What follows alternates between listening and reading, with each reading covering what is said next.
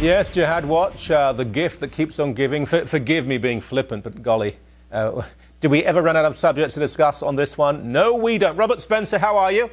Just great, Michael. How are you? Not bad, but I'm going to cough. Now I feel better. This is an incredible story, and it was so predictable. France thwarts jihad attack by Muslims returning from Syria. Well, surely none of us were surprised at this.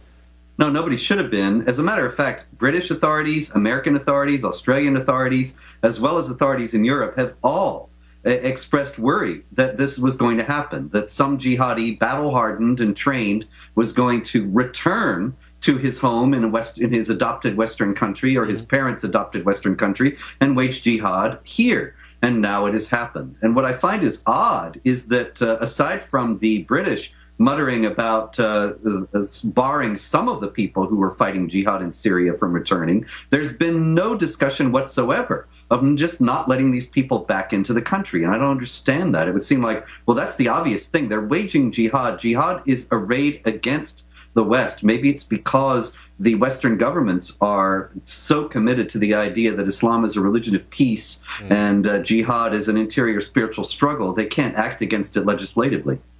There are some laws, are there not, though, to prevent people fighting for other powers and other countries. And if they do, they can be, if not denied citizenship, they can be arrested on their return. Indeed. And so it's just another one of these strange things, you know, for example, another one that you may have heard about, that there's a Shiite preacher in rural Britain who is sending broadcasts into Muslim countries, stirring up Sunnis. And the British authorities say, well, we can't do anything about it. And I think, well, why not? If it were some Germans sending Nazi broadcasts abroad, they would be able to figure out something to do about it. But for some reason, when it comes to Islam, Western authorities behave as if their hands are absolutely tied. He lives in a bucolic village in, I think, a $4 million building. But yes, he's preaching hatred to the Middle East, and they will not, it's been exposed by the newspapers, but the government will not intervene. Incredible. It's just astonishing to me. But meanwhile, they've really got the real threats that barred Pamela Geller and me from entering the country. So everybody's safe there. Yeah, we should remind people of that, and I hope they change this soon, because I'm a British citizen as well as a Canadian. It's the country of my birth. That you should be banned from Britain. This was tokenism at its worst, and quite appalling. Speaking of the UK, jihad murderer's brother says his brother's life sentence is Islamophobic. The monster who murdered Lee Rigby and disemboweled him and tried to decapitate him. He's been put in prison, and it won't even be for life, and it's certainly not the death penalty. But his brother says, oh, it was Islamophobic. It was Islamophobic to imprison a murderer. Yes. Not only that, he says that it's the first case he's ever heard of a man getting a life sentence for killing one other man. And I think, what planet has this guy been on?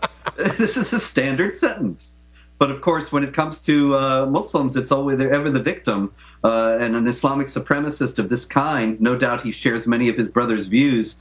It's absolutely unacceptable to him that his brother would be imprisoned for what he considers, like his brother, an act of war, an act of jihad. Yeah. In many Muslim countries, of course, he would have been executed, but his family also would have been killed.